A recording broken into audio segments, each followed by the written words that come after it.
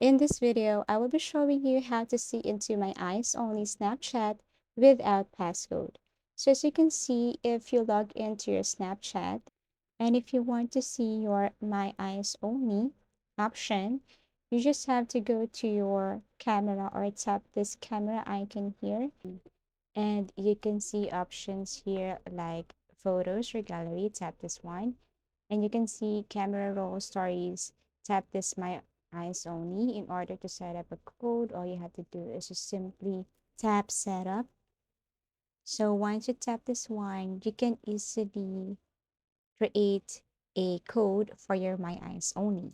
Now remember that once you set a passcode and you forgot it, when you want to create another passcode for this my eyes only, all of the files will be removed.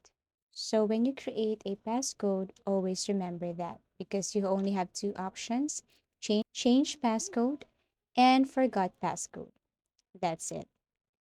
So in order to see my eyes only on Snapchat, you have to uninstall the application again or force stop the application again and enable it or install it in order for you to get access or to open this my eyes only.